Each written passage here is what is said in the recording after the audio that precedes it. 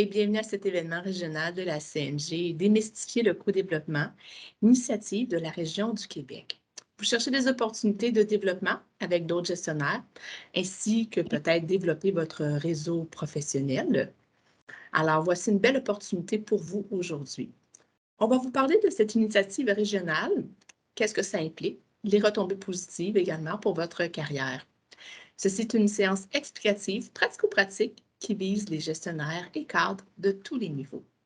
Mon nom est Valérie Plourde et je suis la dirigeante régionale Québec-Nunavut pour la Communauté nationale des gestionnaires. Veuillez noter que cet événement est enregistré et qu'un lien vidéo YouTube sera disponible dans les prochains jours. Pour la session d'aujourd'hui, n'hésitez pas à nous faire parvenir vos questions via la boîte de clavardage. Vous pouvez aussi ajouter un thumbs up aux questions qui vous intéressent qui vont apparaître dans le chat. Nous demandons à tous et à toutes d'éteindre votre caméra ainsi que votre son.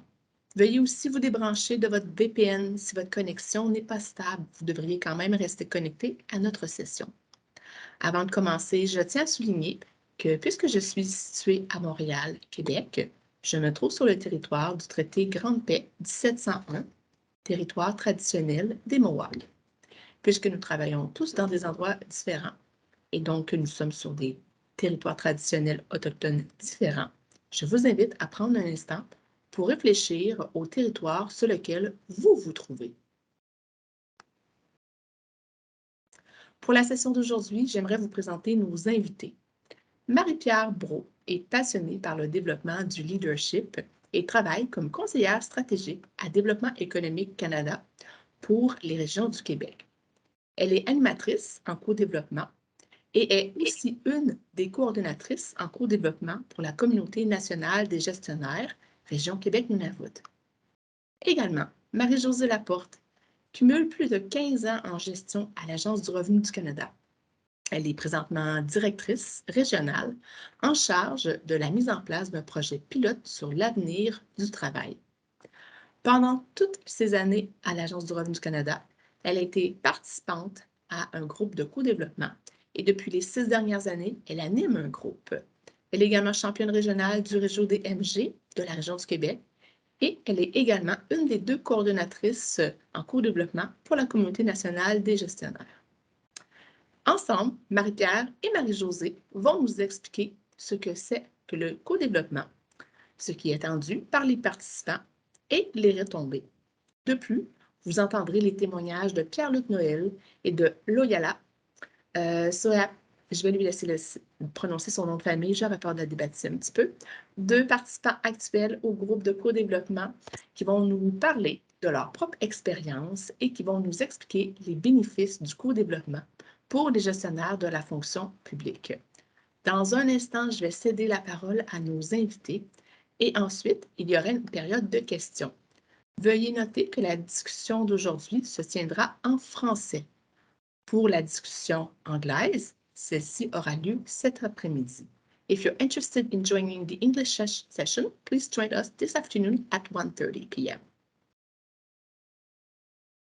Nous venons de mettre dans le chat le site web où vous pourrez retrouver plus d'informations sur le co-développement. De plus, afin de vous parler davantage de l'initiative co-développement, j'aimerais inviter nos panélistes, Marie-Pierre et Marie-Josée, à nous en dire un peu plus. Bonjour Marie-Josée, bonjour Marie-Pierre, merci d'être avec nous aujourd'hui. J'aimerais débuter avec une première question pour Marie-Pierre. Marie-Pierre, dis-moi, qu'est-ce que le co-développement? Bien, le co-développement, en fait, c'est une approche de formation pour des personnes qui veulent apprendre les unes des autres, puis s'améliorer ensemble pour consolider leurs pratiques. C'est une approche de formation qui est basée sur une méthode en 6 étapes qui se fait en groupe. Comme on est dans un monde qui est en constante évolution, on pourrait dire même une évolution qui est accélérée avec la pandémie, les individus perdent souvent, en fait, qui ils sont, ce qu'ils désirent accomplir également pour les gestionnaires aussi, pourquoi ils sont en gestion. C'est un moment qui permet de se concentrer sur son apprentissage, qui n'est pas juste occasionnel, qui est récurrent. Parce que le co-développement, c'est un moment qui est planifié dans un espace qui est sécuritaire où on peut verbaliser une problématique. Ça permet aussi de se libérer un petit peu de ce poids-là, de se sentir un peu plus léger en discutant d'un enjeu actif qu'ils ont dans le travail pour réaliser des avancements au niveau-là de cette problématique-là et de se sentir moins stressé par rapport à ça.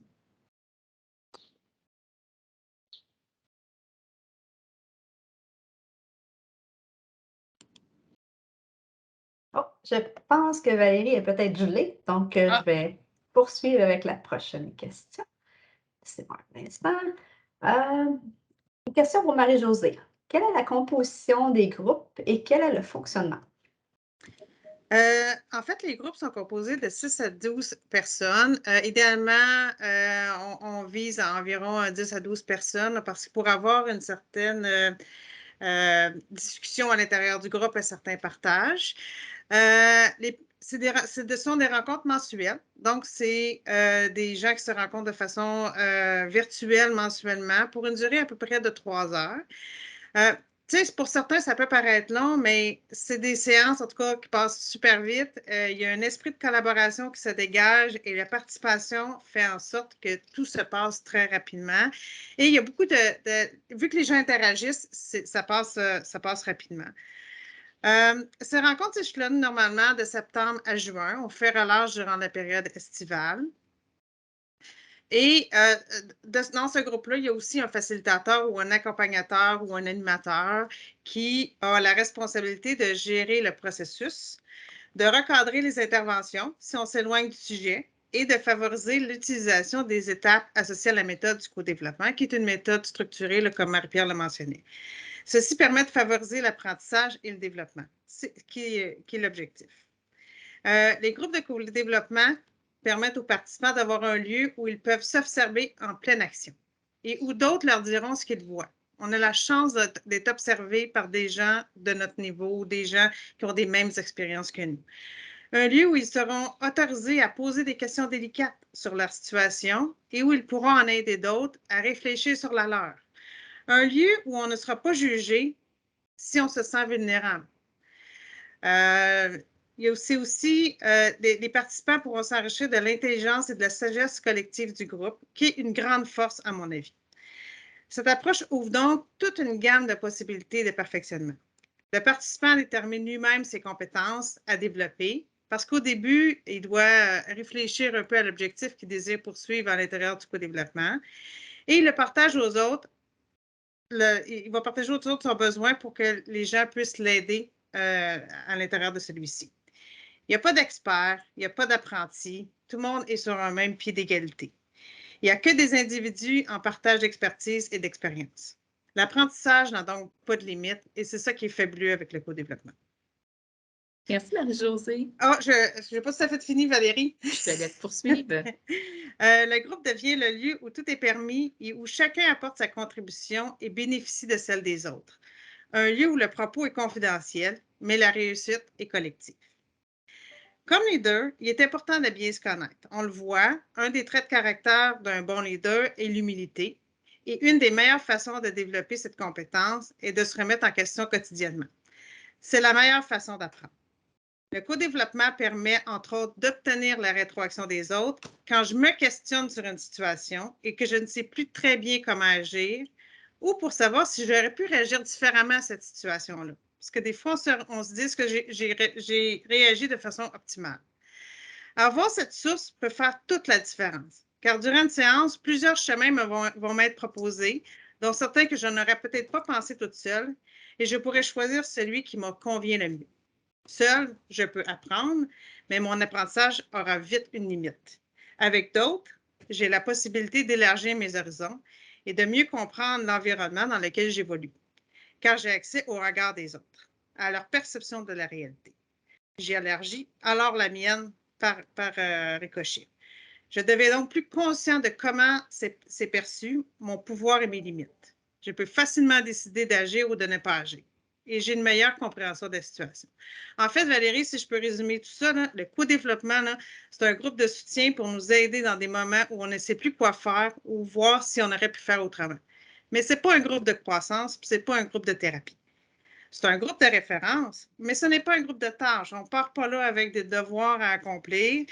La personne qui soumet un problème, elle repart avec une solution qu'elle a, c'est comme un contrat moral. Elle a comme une obligation d'essayer, mais elle n'a pas une obligation de réussir. Et c'est ça que j'aime à l'intérieur du co-développement. Un autre élément, c'est que ce n'est pas un groupe d'entraide. C'est un groupe d'entraide, en fait. Ce n'est pas un dîner-causerie. C'est un groupe d'échange, de savoir, de pratique, mais ce n'est pas une conférence. Les gens doivent être actifs. Et je vais terminer avec, c'est un réseau ça nous permet d'avoir un réseau de contacts, mais ce n'est surtout pas une technique de résolution de problèmes. C'est une belle clarification, Marie-Josée. Merci de nous avoir dit ce que c'est et ce que ce n'est pas. Un lieu définitivement de partage, d'entraide, de support, et c'est ce que je retiens pour les gestionnaires, justement, qui souhaitent partager, s'entraider. Merci pour la clarification. Puis Marie-Pierre, une autre question ici. Les objectifs du groupe de co-développement, qu'est-ce que c'est? À quoi on peut s'attendre? Bien, en fait, les participants qui vont dans un groupe de co-développement ont un désir d'apprendre à être plus efficaces dans leur pratique professionnelle puis essayer de nouvelles avenues jusque-là inconnues. C'est ça l'intérêt, en fait, du groupe, c'est qu'en posant le besoin, on demande différentes pistes de solutions auxquelles on aurait pu penser seul. Ils s'obligent à prendre du temps de réflexion par rapport à leur pratique professionnelle et à voir si leurs actions sont optimales, en demandant du feedback, entre autres. Ça leur permet d'avoir un groupe d'appartenance où il règne de la confiance et de la solidarité.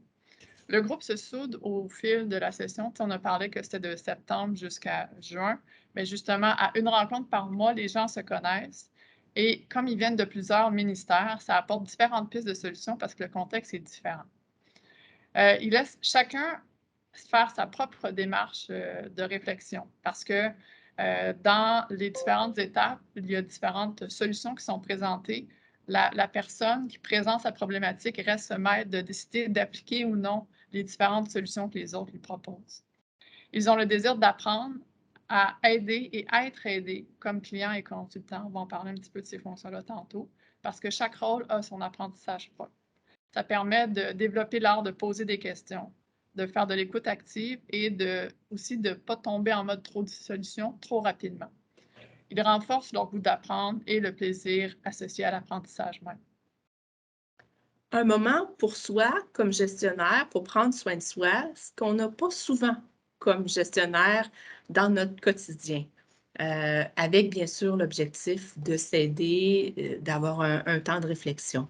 C'est ce que je retiens, Marie-Pierre. Merci pour la clarification des objectifs. Marie-Josée, on enchaîne avec les valeurs. Quelles sont justement les valeurs qui vont encadrer une séance de co-développement?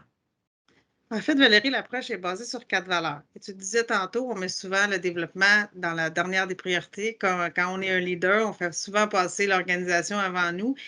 Mais comme les séances sont déjà planifiées, c'est un moment où on se dit, tu sais, c'est comme n'importe quelle réunion, il y a une obligation de se rendre disponible. Donc, c'est sûr qu'une des valeurs sur lesquelles on se base, c'est l'engagement. Chacun doit s'engager à être présent aux séances mensuelles. Quand il manque des joueurs, c'est sûr que la discussion est moins enrichissante à 3, 4 qu'elle peut l'être à 10, par exemple, parce que chacun y amène sa connaissance ou son interrogation et sa participation. Ça permet aussi de maximiser les consultations. Et cela permet aussi de créer une énergie de groupe. Donc, à se développer ce réseau de contacts-là si les gens y sont présents, parce qu'on vit des situations à l'intérieur du groupe qui nous aident à bâtir cette synergie-là. La deuxième valeur, je te dirais, c'est l'entraide. Donc, l'aide mutuelle et le soutien des pairs du groupe, parce qu'il n'y a pas de jugement. On va là avec toute notre aide, mais sans filtre. Il y a le respect. Les échanges doivent se faire tout dans le respect de tous. Donc, il n'y a pas d'animosité ou il n'y a pas de propos déplacés, dénigrants ou des choses comme ça. Donc, c'est fait vraiment dans un environnement positif. Et au niveau de la confidentialité, qui est la quatrième, qui est, à mon avis, primordial. Ce qui se dit dans un co-développement reste dans un co-développement. Peu importe que vous connaissez la personne X, Y, Z qui est visée par le problème, il faut garder cette confidentialité-là pour permettre justement que les gens amènent vraiment leurs problématiques en profondeur. Et c'est un des éléments clés. Il faut que ce soit un endroit sécuritaire, un genre de safe space qu'on pourrait appeler, pour qu'une personne expose sa situation. Et je pense que c'est important de mettre un point d'honneur sur la confidentialité. Et sachez également qu'au niveau du co-développement, on essaie toujours de mélanger les gens de différents ministères ensemble dans un groupe. Un pour la diversité et la variété des commentaires, mais aussi pour la confidentialité lorsqu'on ne connaît pas les gens ou bon, qui ne sont pas dans le même ministère. Ça assure une plus grande confidentialité. Alors, merci pour la clarification là, des valeurs qui encadrent le groupe de co-développement. Marie-Pierre, on vient de parler un peu du cadre, comment ça se passe, qu'est-ce qui entoure le co-développement. Mais concrètement, au day-to-day, comment ça se déroule une séance de co-développement? Oui, bien là, nous, on fait maintenant les séances de co-développement à distance. Donc, ça fonctionne à travers la plateforme Teams. Puis, l'approche est structurée et basée sur le modèle de Claude Champagne et Adrien Payette. Ce sont deux chercheurs qui, la méthode de co-développement fonctionne depuis plus de 20 ans au fédéral, mais au Québec de manière encore plus large. Puis, ils se demandaient en fait comment est-ce qu'ils pouvaient avoir une approche d'apprentissage qui était axée sur le concret. Fait axé sur le concret, c'est première étape, il y a un client, donc un des participants du groupe, qui fait part d'une problématique, un enjeu ou une préoccupation qu'il vit professionnellement. Donc, la personne parle de son enjeu, sa problématique. Puis après ça, les autres participants vont poser des questions de clarification, soutenues par le facilitateur animateur, pour bien comprendre c'est quoi le besoin du participant. Après ça, une fois que le besoin est bien compris de tous, le client reformule sa demande, puis après ça, il y a le mandat de consultation qui est donné par le client. Donc, qu'est-ce qu'il demande à ses collègues comme aide, comme soutien, comme aide? Parfois, ça peut être des idées, ça peut être des pistes de solutions, des partages d'expériences, selon ce que la personne a amené. Et là, les autres participants, qui sont des consultants de cet enjeu-là, proposent des suggestions, des pistes de solutions, puis des pratiques exemplaires. Par la suite, il y a le facilitateur qui fait un résumé des solutions possibles et des mesures à prendre. Et la personne qui est client pour cette séance-là choisit ce qui lui convient le mieux dans sa situation, parce que c'est cette personne-là qui est experte de son enjeu et qui partage son plan d'action au groupe. Et là, après ça, le mois suivant, on va revenir en suivi sur ce que la personne qui était client a fait. Et il y a un nouveau client qui amène ses problématiques. À chaque séance également, on fait un retour à la fin de chacune des rencontres pour que chaque personne fasse une réflexion individuelle sur son apprentissage de séance. Parce que chaque participant a des apprentissages pour la session au complet, mais chaque séance amène ses lots d'apprentissage, puis on fait compléter un journal de co-développement pour dire ce que vous retenez de la séance. À la fin de l'année, ce journal-là permet de faire une rétrospective de ce que les gens ont appris. Puis, il y a un animateur dans les séances de co-développement pour s'assurer en fait du respect de la méthode, de l'intégration des apprentissages.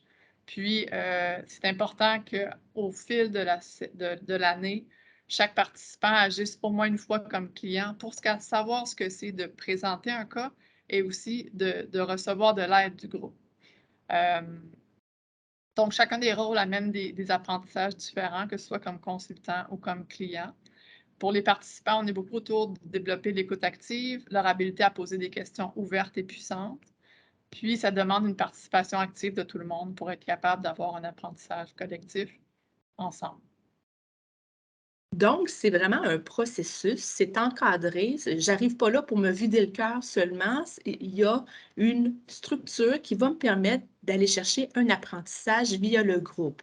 C'est bien ce que j'entends, c'est vraiment comme un cycle avec différentes étapes pour encadrer le groupe finalement. Ben, c'est Oui. bien intéressant. Merci, Marie-Pierre. Marie-Josée, j'enchaînerai avec toi. Bon, il a été mentionné que les participants doivent être ouverts et avoir le désir d'apprendre. Mais concrètement, qu'est-ce qui est attendu des participants dans le cadre d'une séance de co-développement?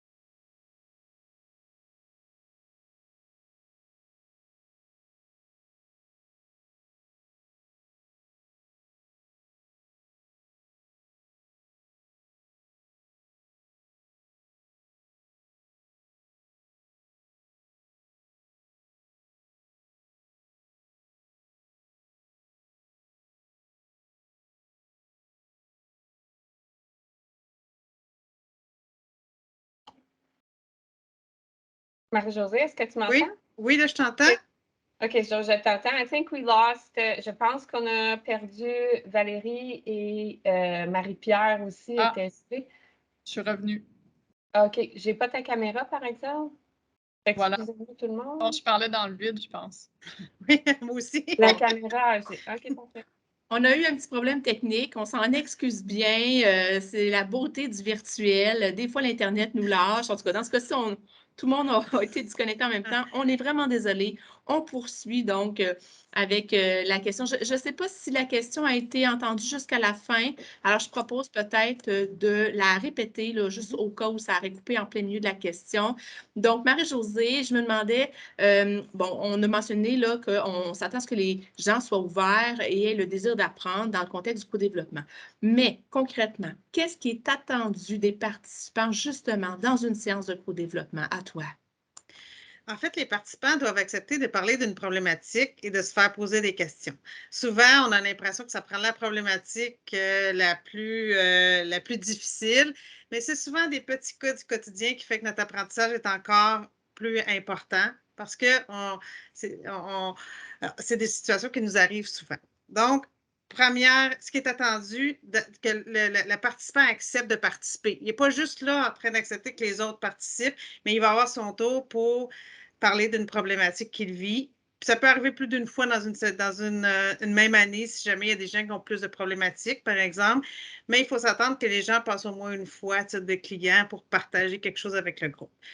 Le participant doit également accepter que d'autres lui posent des questions sur ses façons de faire. Il doit être prêt à remettre en cause ses façons de faire, de ne pas dire que la réponse absolue, par exemple. Il faut qu'il ait confiance en soi et qu'il soit humble, qu'il ait de l'humilité pour être capable d'accepter de remettre en cause, de remettre en question ses pratiques. Mais ça ne veut pas dire qu'il faut qu'il raconte sa vie ni qu'il mette ses tripes sur la table. C'est vraiment fait on expose une problématique pour laquelle on veut trouver des solutions. Un autre élément qu'on a mentionné plus tôt, c'est qu'il faut qu'il soit assidu. Donc, la participation est super importante. Il faut qu'il y ait une présence active et contribuer à la discussion. C'est pas juste être à l'écoute. Il y a des moments donnés dans le 3 heures où on est plus à l'écoute, mais quand c'est le temps, quand c'est des moments où il faut participer, bien, tous les participants sont encouragés à participer. Et il faut qu'il y ait un respect envers tous. Les facilitateurs coupent assez rapidement s'il y a un manque de respect, par exemple, qui s'échappe. Tout doit être constructif, pas non plus pénaliser ou blesser quelqu'un. On l'a mentionné tantôt, le respect de la confidentialité, hyper important. Et avoir une attitude d'aidant et être ouvert à créer un climat de confiance. Donc, comme je le disais, ça implique nécessairement d'avoir une absence d'attitude et de comportement agressif. Donc, tout ça pour favoriser un lieu sécuritaire où les gens sont encouragés ou se sentent en confiance pour le partage. C'est tout logique. Merci Marie-Josée. Marie-Pierre, le temps nous presse, mais je continue avec une autre question. Le type d'apprentissage que, comme participant, je peux m'attendre à faire si je participe à un co-développement. Bien, je vais y aller plus brièvement, mais essentiellement, apprendre à se connaître un petit peu plus, reconnaître les pièges d'une situation. Des fois, puis je vais le dire comme ça, là, moi j'aime beaucoup les métaphores. Le co-développement, ça permet de se reculer de l'arbre pour voir la forêt. Parce qu'en exposant sa situation, tu peux apprendre des nouvelles choses en changeant de regard. Donc, ça permet de surmonter des réactions qui pourraient être émotives pour les reconnaître et mieux les utiliser. Et de développer un réseau d'entraide, perfectionner ses compétences quand on n'aurait pas nécessairement eu cette occasion autrement, puiser dans le bagage de l'autre pour devenir plus efficace et agile et aider les autres à réaliser leur plein potentiel. Un moment de recul pour soi, encore une fois, quelque chose que plusieurs gestionnaires n'ont pas nécessairement le temps de faire dans leur emploi au quotidien. Alors, j'aime beaucoup ta comparaison avec se reculer de l'arbre pour mieux voir la forêt. C'est très intéressant. Marie-Josée, justement, dans cette perspective-là, cette approche-là, elle est appropriée pour quel contexte? Pour un chef d'équipe, un gestionnaire ou un cadre? Ça s'applique quand? Ça s'applique quand on est en gestion. On pense toujours comme leader, on est seul à vivre des problématiques et nos remises en question, mais on fait tout un travail de gestion, puis on a tous des humains à gérer. Donc, cette approche-là permet de briser l'isolement. À travers le temps, je te dirais, Valérie, moi, ça fait pour quand même plusieurs années que je fais du co-développement. Ce qui me surprend toujours, c'est le fait que les défis de gestion sont identiques dans la majorité des organisations. Et on pense que dans notre organisation, ça va être différent, mais ce n'est pas le cas. Puis c'est de voir comment on vit tout avec les mêmes problématiques puis qu'on peut tous s'entraider. Donc ça, si jamais les gens veulent ce réseau-là de partage, je pense que c'est pour eux. Il faut aussi vouloir faire un apprentissage rapide de nouveaux outils, de nouvelles visions, de nouvelles situations. 80% de notre travail comme leader utilise d'une façon ou d'une autre la communication. Donc, c'est un endroit aussi où on peut expérimenter l'art de poser des questions, être à l'écoute et, comme Marie-Pierre disait, sans tomber nécessairement dans le mode solution. Ça s'adresse à des leaders qui sont ouverts, qui veulent se créer un réseau de contacts, qui veulent développer des contacts, mais aussi se faire confiance, puis profiter de l'avantage de la diversité du groupe parce qu'on vient tous avec un certain bagage et ça aussi, ça permet de confronter des pratiques avec celles des autres. Donc, c'est ouvert à toutes les personnes qui gèrent des employés. Ce qu'on demande, c'est quand même que vous ayez fait un cycle de 12 mois pour avoir un cycle complet de gestion. Ça amène des échanges un petit peu plus approfondis au niveau des groupes. Je veux juste peut-être mentionner que cette année, l'inscription va être ouverte à tous les leaders francophones à l'échelle du pays. Et nous prévoyons l'an prochain d'ouvrir à l'ensemble des leaders, tant francophones qu'anglophones. Marie-Josée, tu as tellement bien dit, il y a quelque chose qui fait que dans la vie personnelle ou professionnelle, des fois, on a l'impression qu'on est les seuls à vivre une problématique, puis finalement, on parle avec les gens, puis ben, on est un petit peu tous dans le même bateau, puis des fois, justement, en étant tous dans le même bateau, on peut s'entraider. Et c'est un peu ça l'idée du co-développement. Marie-Pierre, j'aimerais te demander, dans quel contexte, Marie-Josée vient nous parler du contexte où ça s'applique, mais est-ce qu'il y a des contextes dans lesquels ce ne serait pas nécessairement une approche optimale pour un leader? Bien, en fait, Marie-Josée l'a effleuré, mais au niveau de la CNG puis du co-développement, les gestionnaires doivent avoir au moins 12 mois d'expérience pour savoir un petit peu plus le cycle complet de la gestion pour échanger sur leur expérience vécue.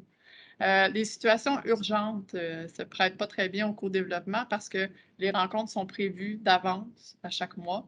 Fait que, s'il y a quelque chose de brûlant là maintenant, peut-être que ça ne fitera pas dans le calendrier. Et l'approche structurée, des fois, peut ne pas convenir à tous. Quelqu'un aussi qui ne serait pas en mesure d'arriver dans une posture d'ouverture ou qui n'est pas en mesure de s'engager pour l'assiduité, ça pourrait être à éviter. Donc, quelques éléments à garder en tête, justement, s'assurer que ça convienne à notre situation aussi. Merci. Je pense que Marie-Josée, Marie-Pierre, sur une touche un petit peu plus personnelle, vous vouliez nous partager votre expérience sur le co-développement. Alors, je ne sais pas si une d'entre vous voudrait commencer.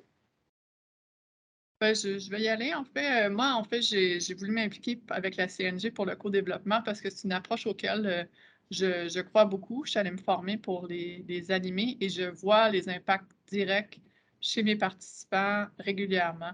On a eu notre rencontre dernièrement, puis il me disait à quel point il y avait encore beaucoup appris, puis grandi ensemble cette année, puis à quel point c'était riche de ne pas se sentir justement isolé dans leurs problématiques de gestion. Ça, je trouve ça très valorisant dans ma pratique de facilitatrice puis de développement de la relève en gestion. Pour ma part, Valérie, moi, je suis une personne qui adore apprendre. Fait que le co-développement, pour moi, c'était comme du bonbon. C'est un moyen de discuter de mes problématiques dans un endroit sécuritaire. Quand on commence en gestion, souvent, on était exécutant ou on était le meilleur technicien. On arrive, on a 8, 10 personnes à gérer, des personnalités complètement différentes. On ne peut pas faire un WhatsApp artificial comme on fait au niveau technique. Fait que, il y a un changement de mentalité, je pense, à avoir. Puis, il faut savoir comment. Ça vient avec un savoir-être aussi, être un leader. Puis, je pense que ça aussi, ça s'apprend à l'intérieur des co-développements. Ça nous permet de bénéficier de l'expérience des autres, la possibilité de discuter avec des gens extérieurs de mon travail, de mon organisation, mais donc, ça me permet d'en apprendre plus sur mon organisation, mais d'en apprendre plus sur les organisations des autres également.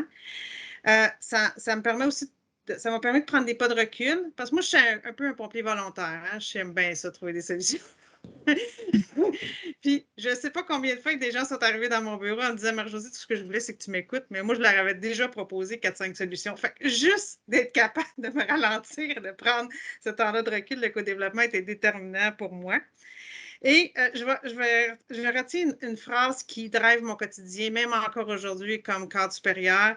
J'ai une obligation d'essayer, mais je n'ai pas nécessairement l'obligation de réussir. Je trouve que ça enlève beaucoup de stress. Ça nous permet d'expérimenter et ça nous permet de voir des possibilités qu'on n'aurait peut-être pas vues. Sur une note un petit peu plus différente, au niveau facilitateur, j'apprends autant que les participants parce que la gestion, c'est quelque chose qui évolue tout au fil du temps. Et des fois, on doit essayer des nouvelles choses parce que y a des nouvelles pratiques qu'on connaît et qu'on n'a jamais essayées. Mais ça nous permet aussi de voir tout le développement du leadership qui se fait, puis de voir comment les gens évoluent. Moi, comme Marie-Pierre disait, c'est une de mes plus belles récompenses. Puis juste peut-être sur une dernière note, moi, je me suis donné un défi supplémentaire. J'ai animé des groupes anglophones. Donc, ça me permettait de perfectionner ma langue seconde.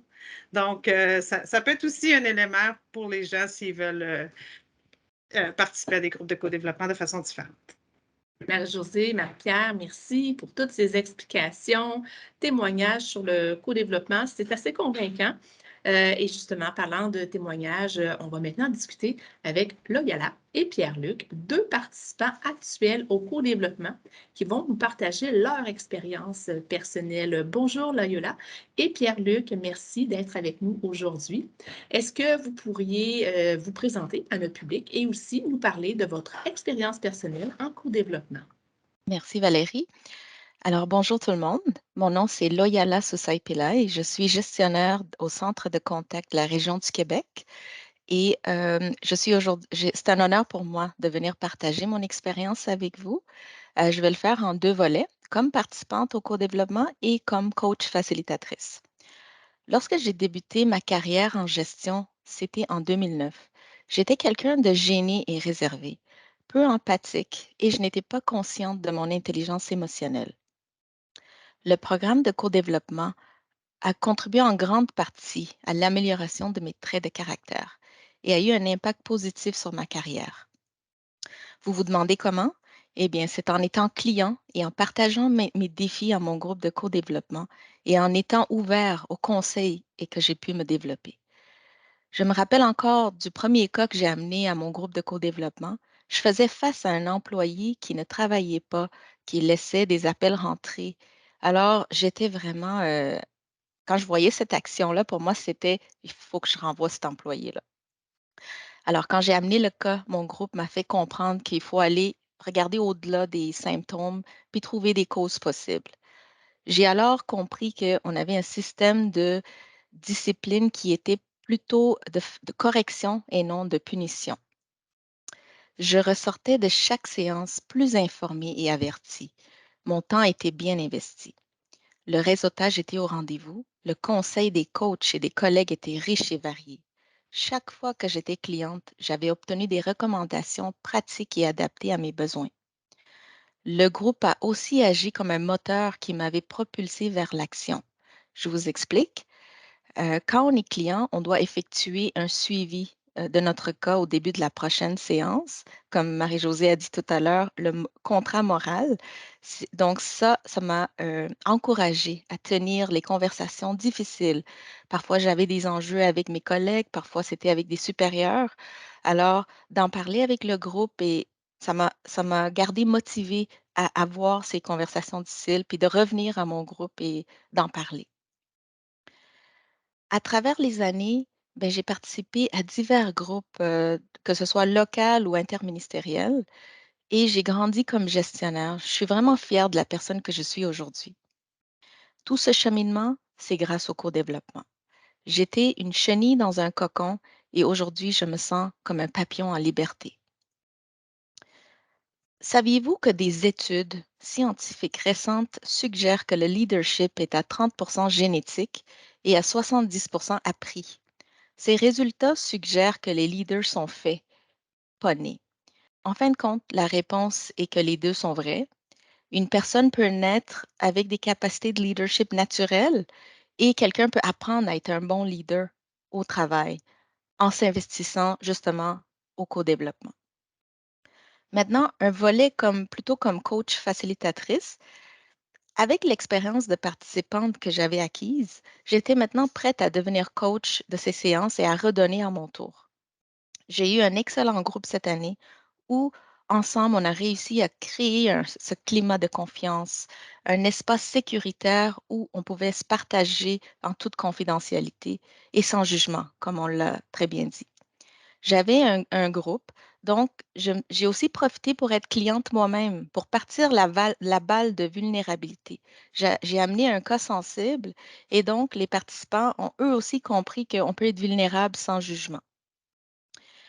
Et en tant que bon leader, nous devons faire preuve d'humilité et continuer à investir dans notre apprentissage et à se tenir à jour. Merci de votre écoute. Je passe maintenant la parole à mon collègue Pierre-Luc. Merci, Loyola. Très beau témoignage. Je vais essayer de faire aussi bien que toi. Donc, je me présente. Mon nom, c'est Pierre-Luc Noël. Je suis gestionnaire à la vérification à l'Agence du revenu du Canada, plus spécifiquement à la grande entreprise. Moi, j'ai intégré le monde de la gestion en 2015. Au fil de ma carrière qui avait débuté 12 ans auparavant, j'avais gravi, là, comme on l'a dit tantôt, tous les échelons au niveau opérationnel. J'étais très confortable dans ce que je faisais. Et l'opportunité de devenir chef d'équipe est arrivée assez subitement et je n'ai pas eu beaucoup de temps pour réfléchir. Même si je croyais que j'allais aimer ça, je ne savais pas du tout dans quoi j'allais m'embarquer. Je croyais aussi à ce moment-là que, comme dans les opérations, j'allais avoir une certaine période de formation où on allait m'indiquer quoi faire et quoi ne pas faire en tant que chef d'équipe.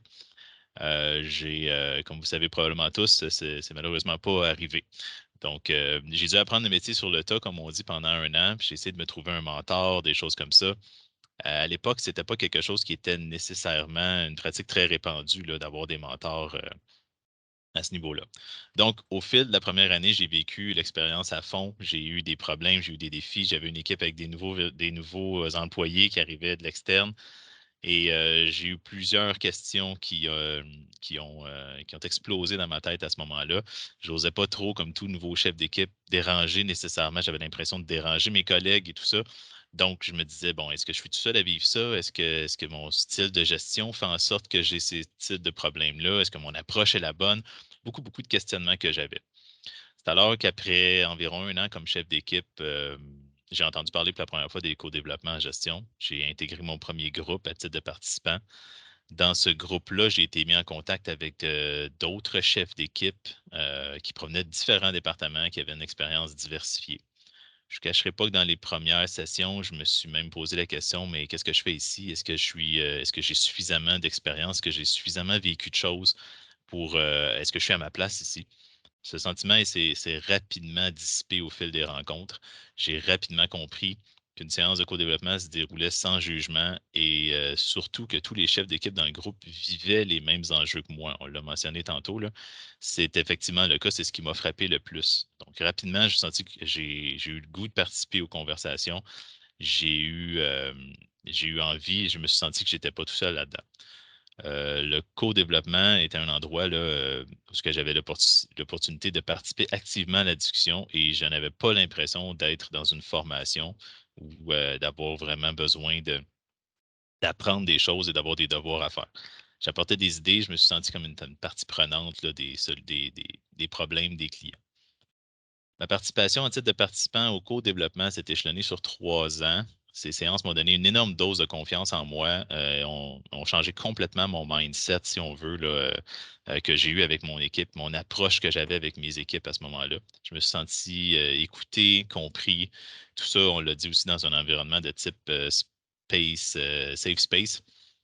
De plus, les co-développements, j'ai eu l'opportunité de me créer, ça m'a donné l'opportunité de me créer un réseau de contacts que je n'aurais pas eu autrement que par ça. J'ai encore aujourd'hui des gens de mon premier groupe de co-développement à qui j'ai gardé contact, là, puis on parle de 7 ans plus tard. Donc ça, c'est quelque chose de très précieux que les co-développements m'ont apporté. Ensuite, un peu comme Loyala, après 3 ans, j'ai eu une promotion entre-temps. Je suis devenu gestionnaire 2e niveau et on m'a approché par la suite pour devenir animateur de groupe. C'est certain qu'après mon expérience que j'avais vécue à titre de participant, j'ai immédiatement accepté le défi sans hésiter. Mon expérience en tant que facilitateur ou animateur est tout aussi enrichissante qu'elle l'a été celle comme participant. Chaque client apporte tellement sa couleur, sa touche, son expérience. Chaque personne réagit différemment aussi aux différents enjeux parce qu'on a tous les mêmes problèmes ou presque. Donc, de voir comment les gens réagissent, comment les gens interagissent entre eux, ça m'apporte énormément en tant que gestionnaire. Le partage entre les membres de co-développement m'apporte aussi beaucoup, probablement autant que les participants. Plusieurs des participants ont développé une relation de confiance aussi avec moi. Il m'arrive régulièrement même d'avoir des discussions avec eux à l'extérieur des séances. Donc, ça a créé, ça a vraiment apporté un endroit très, très, très de confiance. Puis ma participation en tant que facilitateur m'a amené à développer un autre aspect de ma personnalité, c'est l'écoute attentive. Parce qu'en tant que facilitateur, c'est pas toi qui parles, c'est les participants. Donc, j'ai pas eu le choix, un peu comme Mère Josée, d'écouter pendant 3 heures, d'écouter les autres. Ça n'a pas toujours été facile au début, mais j'ai vraiment développé ça. Puis j'ai même développé un aspect de mentorat que je me considérais pas nécessairement que j'avais, mais j'ai constaté, ça m'a amené au fait que peut-être je pourrais développer d'autres aspects au niveau de mon style de gestion. Donc, je recommande clairement à tous de faire partie, de vivre l'expérience au moins une fois en tant que gestionnaire de 1er ou 2e niveau. Je vous remercie beaucoup. Merci beaucoup à vous deux pour ces témoignages exceptionnels. J'espère que vous aurez convaincu nos participants de s'inscrire. D'ailleurs, chers participants, si vous souhaitez vous inscrire à la cohorte automne 2022, nous vous avons mis le lien de l'inscription dans le chat qui est maintenant accessible. On va maintenant vous laisser la place à vous, participants, de poser vos questions sur le co-développement. Je vous encourage à, justement, poser vos questions à l'instant dans la boîte de clavardage dans le chat. Commençons peut-être déjà par une question que moi j'ai. On entend souvent parler de coaching par les pairs versus co-développement. Je me demandais si, peut-être Marie-Josée ou Marie-Pierre, vous pourriez nous expliquer la différence entre les deux.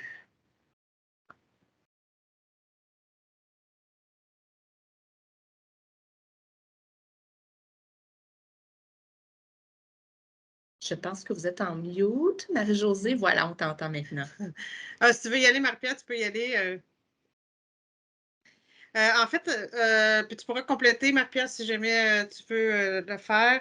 Le co-développement, c'est vraiment une approche qui est plus structurée sur un besoin qui est identifié par le client. L'autre approche, c'est vraiment peut-être un peu moins structuré avec des thèmes qui sont définis. Donc, il n'y a pas de thème défini au niveau du co-développement, ce qui peut être le cas au niveau du coaching par les pairs. Donc, c'est deux apprentissages qui sont différents, qui peuvent combler dépendamment du besoin du leader en question. Superbe. Marie-Pierre, voulais-tu compléter ou c'est bon pour toi avec ce que Marie-Josée a été dit? Parfait. On a une question dans le chat qui a demandé s'il y avait des coûts associés. Alors, tout de suite, on répond non, cette initiative-là, tout est gratuit. Le service, la coordination, tout ça, il n'y a aucun frais pour vous comme participant pour vous inscrire. Allons-y peut-être avec une deuxième question. Thierry, Oui. il y avait une autre question dans le Oui. chat. Au niveau du temps investi, pour un rappel, en fait, on parle d'une rencontre de 3 heures à chaque mois, de septembre jusqu'à juin. Puis la plage horaire est décidée par le facilitateur, facilitatrice du groupe. Au total, ça peut représenter combien de temps pour une année complète, Marie-Pierre, juste pour nous donner une idée? Ben, c'est une rencontre par mois sur un peu, là, 30 heures peut-être, avec peut-être un peu de préparation pour le client, là, tu sais, juste de mettre ses idées en place, là, mais c'est pas, ça ne demande pas 3 heures de préparation pour une rencontre.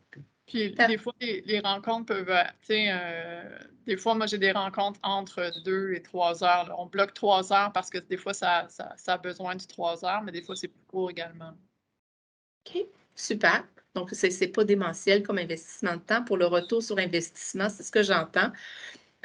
Ensuite, supposons que moi, comme gestionnaire, je suis vraiment chanceuse, j'ai vraiment une équipe exceptionnelle et je n'ai pas d'enjeu. Est-ce qu'à ce moment-là, le co-développement peut être bien pour moi ou est-ce que je peux profiter du co-développement, là, voilà, si je n'ai aucun enjeu avec les membres de mon équipe? Ben oui. En fait, c'est parce qu'il n'y a pas de petits problèmes. Parce que le co-développement, on peut travailler sur une problématique, on peut travailler sur la personne ou sur le contexte aussi.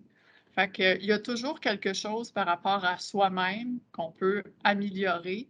Ou des fois, c'est juste, j'ai un inconfort avec telle action que je dois prendre, puis j'ai besoin de pistes ou d'un petit peu de courage ou d'expliquer. Donnez-moi des exemples de ce que vous avez fait dans des situations similaires où je sais qu'il faut que j'agisse, mais là, j'ai besoin d'un petit coup de main. Là. Comment vous voyez ça? Qu'est-ce que vous auriez? Fait que, tu sais, c'est pas quelque chose de gros. Ça peut être une conversation difficile qu'on repousse depuis des semaines, qui est une petite chose, mais qui arrive souvent. Fait que c'est des choses qui peuvent être toutes simples, mais qui sont très riches, autant pour la personne que pour le groupe. Des petites choses qu'on pense que c'est petit, mais finalement, ben, ça arrive à plusieurs personnes, puis on aide d'autres personnes en même temps avec le petit problème qui peut être plus gros pour d'autres aussi. Parfait. Je vous encourage, participants, à nous envoyer vos questions dans le chat. Si ça soulève, suite à nos discussions, ça soulève des points que vous voulez valider, n'hésitez pas à nous écrire. J'enchaîne peut-être avec une autre question. Est-ce que j'ai besoin d'une formation ou de connaissances pour participer? J'aimerais peut-être adresser cette question-là à Pierre-Luc ou à Loyola. Vous, quand vous avez joint les groupes, est-ce que vous avez dû aller justement chercher une formation ou des connaissances spécifiques? Je peux peut-être répondre à ça. Là, absolument pas, en fait. Comme je l'ai dit dans mon témoignage, j'avais eu aucune formation en tant que chef d'équipe. Donc, il n'y a rien à aller chercher. On y va avec. Je dis toujours aux participants, si vous êtes gestionnaire ou chef d'équipe, c'est qu'on vous a choisi à quelque part pour des facettes de votre personnalité que vous avez. Donc, il n'y a pas besoin d'avoir plein de formations ou plein d'expériences. Simplement qui vous êtes, puis on va se développer ensemble, on va créer quelque chose durant les 10-12 séances qu'on va passer ensemble. Donc, non, il n'y a pas de formation à suivre. Vous amenez votre personne uniquement, finalement. C'est parfait. On vient d'avoir une question au niveau du chat. Est-ce qu'il y a une limite de participants pour les sessions à venir à l'automne? Question un peu plus technique, je la tourne à Marie-Pierre peut-être. Marie-Pierre, qu'en est-il du nombre de participants? Bien, en fait, non, on n'a pas vraiment de limite de participants. Il faut juste voir avec notre quantité d'animateurs, mais on en a quand même quelques-uns. On a un bon bassin aussi avec les gens de l'Agence du revenu du Canada qui font du co-développement depuis 20 ans. Fait qu'il y a un bon bassin d'animateurs expérimentés, un peu comme nos 2 témoignages qu'on vient d'avoir là. Puis, nous, on favorise en fait les groupes existants, dans le sens que si les gens veulent se réinscrire, on maintient l'intégrité du groupe puis on rajoute des gens au besoin. Mais non, il n'y a pas de limite pour l'instant. OK, parfait, merci beaucoup. Bien, justement, dans l'idée là, de faire partie d'un groupe récurrent, est-ce qu'il y a une plus-value à être dans un groupe d'année en année? Je tournerais peut-être la question vers Loyola, parce que toi, ça fait un petit moment que tu es là dans le co-développement. C'est quoi la plus-value lorsqu'on fait partie d'un groupe qui se rencontre d'année en année? Merci, merci Valérie. Alors, d'année en année, il y a des avantages, que ce soit dans le même groupe ou pas dans le même groupe, mais quand on parle du même groupe, ben, on a un mentor, on a un coach qu'on connaît puis qui nous connaît. Fait que d'année en année, la personne peut voir la progression, on peut s'améliorer, continuer à s'améliorer, puis on vient de dire que le contexte change. Fait qu'on s'ajuste au contexte actuel, puis le groupe également, ben, on grandit ensemble comme groupe d'année en année. c'est comme un couple finalement, avec les années, tout devient meilleur ou le bon vin. Fait que de rester d'année en année, on développe d'autres compétences, d'autres liens, d'autres fonctions. Merci pour l'explication. Moi, on en a parlé tout à l'heure, mais bon, peut-être qu'on pourrait revenir justement dans le cas de quelqu'un qui n'a pas nécessairement ou qui pense pas avoir assez d'expérience ou de vécu comme chef d'équipe, superviseur, pour participer à un groupe de co-développement. Est-ce qu'il y a un minimum d'expérience pour s'inscrire? On a parlé d'1 an, un cycle de gestion, mais bon, si ce n'était pas le cas, qu'en est-il? Marie-Josée, c'est toi qui avais répondu tout à l'heure. Je te tourne peut-être la question à toi. Ben, c'est sûr qu'on demande d'environ 12 mois d'expérience parce que ça nous permet d'avoir un cycle de gestion complet, de comprendre vraiment les rôles et responsabilités qui viennent avec le leadership. Et ça amène aussi beaucoup plus de participation à l'intérieur des groupes. Parce qu'on se rend compte que des fois, si les gens n'ont pas suffisamment d'expérience, ben, ils sont quand même limités dans les suggestions qu'ils peuvent faire s'ils n'ont pas expérimenté un petit peu. Fait que c'est pour ça qu'on privilégie un 12 mois. Si jamais il y aurait des situations particulières, moi et Marie-Pierre, on pourrait les regarder là. OK, parfait, super. Enchaînons maintenant avec une prochaine question. J'aimerais savoir quelles sont les attentes d'un groupe de co-développement. On en a parlé brièvement tout à l'heure, mais peut-être qu'on peut renchérir sur ça. Pierre-Luc, de ton expérience à toi personnellement, qu'est-ce que tu as l'impression ou quelles sont les attentes justement d'un groupe de co-développement? C'est une bonne question, en fait.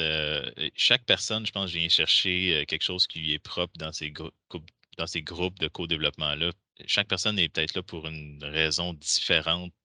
Moi, personnellement, depuis que je suis facilitateur, j'ai eu des discussions avec les participants, puis ça fait partie de la première rencontre que j'ai avec eux d'ailleurs, pour comprendre pourquoi vous vous êtes inscrits, qu'est-ce qui vous a poussé à vous inscrire. Et je suis toujours surpris de voir les différentes raisons.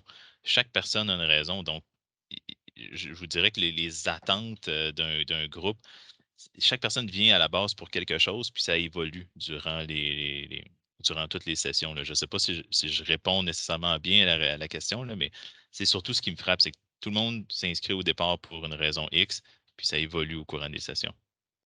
Un processus ongoing qui se peaufine ou finalement qui évolue dans le temps. Merci pour la réponse. Pierre-Luc, j'aimerais ça te poser une autre question.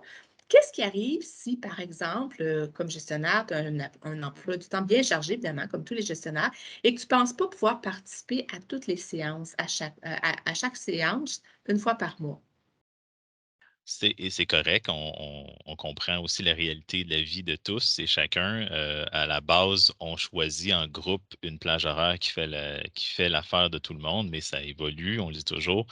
Et donc, des absences, il y en a. C'est le but pourquoi on est quand même un certain nombre de participants pour essayer toujours de garder un certain niveau de personnes dans le groupe. Mais il n'y a pas d'obligation absolument d'être là à tous les cours. On le, on le recommande, idéalement, mais ça ne s'empêche pas. C'est sûr que l'idéal, c'est de se présenter. J'ai beaucoup de gens qui me disent: oui, mais j'ai un emploi du temps chargé, j'ai des rencontres de gestion, je ne pourrais pas être là. Moi, je leur dis toujours: essayez de prendre ces 3 heures-là, 3 heures dans le mois pour vous. Puis c'est ce qui fait en sorte que la majorité sont là tout le temps, je dirais. C'est pas si problématique que ça. C'est vraiment un 3 heures pour eux qu'on ne prend pas le temps normalement de prendre. Donc, tu bloques l'horaire, tu prends rien d'autre, tu refuses tout. Co-développement. Ouais. J'aurais envie de renchérir là-dessus. Tu sais, à la base, au début, dans l'engagement au groupe, tu sais, il y a une espèce de contrat qui est fait entre le participant puis son ou sa gestionnaire, juste pour parler des objectifs qui sont visés par la participation au groupe de co-développement. Puis il y a un engagement moral envers le groupe aussi, parce que si on n'est pas suffisant de monde, la démarche ne fonctionne pas. Donc, il y a un engagement envers les autres aussi et à se choisir aussi ce temps-là dans le mois. C'est quelque chose qui est important aussi. Donc, Marie-Pierre, ce que j'entends, c'est que mon gestionnaire doit approuver ma participation au groupe de co-développement? Oui, exactement, pour qu'il soit au courant comment ce temps-là est consacré pour le développement de gestionnaire, chef d'équipe, peu importe, là. Puis aussi, partager l'objectif de développement derrière parce que les retombées, on en a parlé, se voient dans le quotidien après, dans les manières d'agir. Donc, c'est quand le directeur ou le gestionnaire est au courant de cet objectif-là, il peut faire des observations aussi à la personne qui est riche pour son apprentissage. Là, il y a la... Oui, vas-y, Marie-Josée. J'aurais peut-être rajouté quelque chose. C'est sûr que si la personne est trop absente, le groupe évolue, puis là, la personne a de la difficulté à suivre l'évolution du groupe parce qu'il y a une certaine synergie qui se crée plus les rencontres ont lieu. Mais j'aurais juste le goût que les gens retiennent une phrase. Puis moi, c'est une phrase que je me dis souvent. Quand on dit oui à quelqu'un, quand on dit oui au niveau opérationnel, à qui on dit non? Puis je pose juste la question, puis je laisse les gens répondre à la question. Excellente question, Marie-Josée. C'est très brûle pour point. On aurait peut-être une dernière question auquel on pourrait répondre. J'aimerais l'adresser à Loyola. Loyola, de ton expérience, quand on est client, c'est-à-dire quand on est la personne qui amène la problématique, est-ce que ça demande beaucoup de temps de préparation? Et justement, c'est quoi la préparation à faire avant chaque rencontre, de ton expérience? Merci Valérie. Moi, de mon expérience, je vous dirais que oui, il y a un certain cadre dans nos documents là, qui nous dit comment préparer un client, mais on n'est pas obligé mettons, de suivre là, tel quel. Fait que moi, quand je vis une situation, ben, c'est émotionnel, puis ça vient me chercher comme client là, de mon expérience. Fait que on débat, tu sais, on parle de la situation, puis avant, c'est bien qu'on envoie mettons, comment je peux dire, les morceaux au coach pour voir si le coach, tu sais, de préparer aussi le coach pour la séance. Et ensuite, ben, c'est d'arriver là d'être nous-mêmes, d'être authentique, puis d'arriver à expliquer la situation. Magnifique. Écoutez, c'est tout le temps qu'on avait pour la rencontre d'aujourd'hui. Si jamais vous avez d'autres questions que vous souhaiteriez adresser, veuillez les faire parvenir aux adresses de Marie-Pierre et de Marie-Josée. Les adresses sont mises dans le chat actuellement. Prenez-les en note. N'hésitez pas à nous écrire s'il y a d'autres choses qui vous venaient en tête. Aussi, grand merci à vous, participants, de vous être joints à nous aujourd'hui. Merci également à nos invités pour avoir pris le temps de nous parler de co-développement. Pierre-Luc, Loyola, Marie-Josée, Marie-Pierre. Évidemment, merci aux collègues de la CNG pour nous avoir aidés à vous offrir cet événement aujourd'hui. Je vous invite à rester connecté avec la CNG pour plus d'informations sur nos prochains événements. On vous met à l'instant au chat les façons de vous connecter avec nous, la CNG. Merci de votre participation. De plus, vos commentaires sont importants pour nous. On vous invite à remplir un petit questionnaire d'évaluation.